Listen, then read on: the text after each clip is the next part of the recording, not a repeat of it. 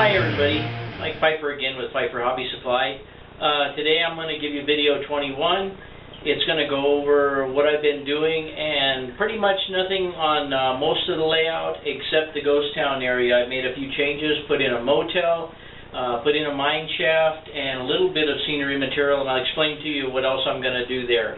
So let's take a look.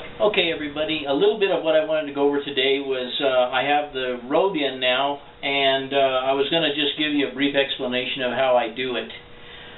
It starts out, I started way down there where the road used to leave off, and I made a paper template, just taping pieces of regular paper together until I got down to the end where I wanted to be.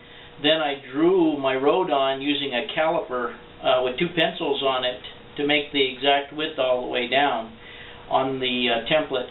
Then I cut the template out, rolled out some roofing felt, regular roofing felt, laid the pattern on it, taped it down, and then I take some type of light spray paint, gray or whatever you have, and hold it up high and spray over the pattern. And when you pull the pattern off, it leaves the gray where you can see the lines or the edge of your pattern on the edge of the felt, and then I just cut the felt out. I kind of roll it up, and then I just go along and kind of, as I unroll it, I put a little bit of hot glue underneath it, and then just hold it down for a couple of minutes.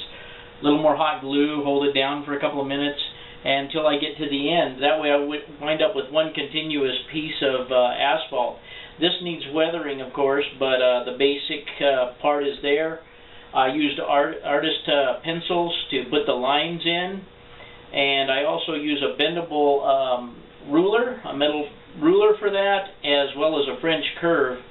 And I just kind of wing it. To me, it's good enough. Some people would think that it's not accurate enough, but once you put some weathering on it, you really don't notice it that much. The fact is, the road is there. I'm going to move on and show you a little bit of what I've been doing here in the ghost town now. Here we are down at the right-hand end of the layout, or the north end of the layout. I don't know if all this stuff's going to stay here, and I think you've seen some of this in previous videos, but anyway, I've got some of these houses built here, and they'll probably go along this main street, and there'll be some yards and trees and so forth, and maybe some of these buildings will stay like they are. And if I swing around here, you'll see the box factory and the sawdust burner, and then there'll be an abandoned sawmill up against the hill there. And it'll be the remnants of what used to be the old sawmill, and the box factory used to be near the sawmill, but now they have their papers and so forth hauled in. So that's pretty much that area. I'm going to swing down here and show you the motel now that I just got done putting in. This is a Blair Line Sunset Motel. I've changed it to the Yucca Motel. And I thought it turned out pretty nicely. You can see that we have a little bit of riffraff standing against the front wall there, and an older guy coming out to use the telephone, and some people in their Chevy wagon checking in, the lady standing outside stretching her legs there. We have some people getting out of their car, getting their ice chest out of their car and getting into their room. A couple of people sitting on the picnic table, the mail's being delivered at the same time. Some people are already checked into their room, probably sleeping at the moment due to the hot weather. Another lady here in her car, taking her bags in. And basically they have some trees there for wind block, to keep some of the wind off of the motel. And pretty much that's just how the motel turned out and fits in here. And as I swing out here, you can kind of see how it blends in.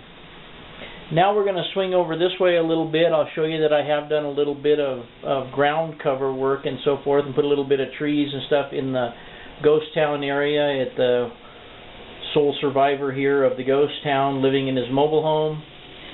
There, the fire station where the fire truck is sitting off kilter now will have a concrete platform there, as well as the driveway into the fire station. Then you'll notice that behind it, this is the newest addition. This was just completed yesterday. The mine here, the mine shaft was there when the ghost town was there, and obviously the mine closed and all the people that were in the town moved out, or most of them anyway.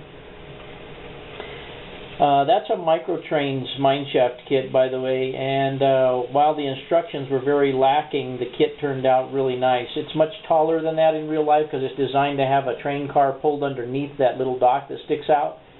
However, I cut it down to almost ground level because a lot of them are that way out here in the Southwest. Now I'm going to back up just a little bit, give you kind of a shot of how all of that fits together. And you can see that that little area is coming along nicely. The only other thing that's going to fit into this area that I haven't started actually working on, and I'll explain what I'm going to do, is of course the tourist trap. The tourist trap will be there, have a few travelers around it.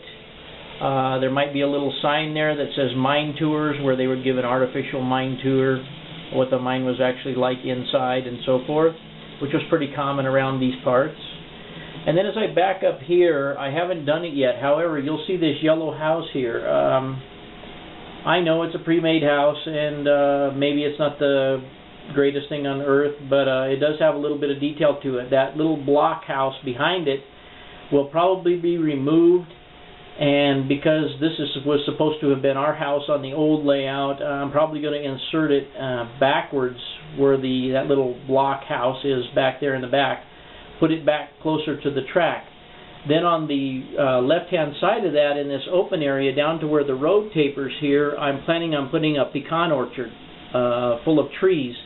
And that'll give me a sort of a view block between the front here and the back. And that's kind of the plan for that area. So I guess on this layout we'll be pecan farmers. But that's pretty much what's going to happen in this area, and you can kind of see here, I'll pan down a little bit and show you how the road comes down behind here and connects in to the old piece back there by where that orange truck is. And I'll pan back here, try to do it slowly, give you an idea of how the road actually has a nice, I think, nice meandering look as it goes through the territory here.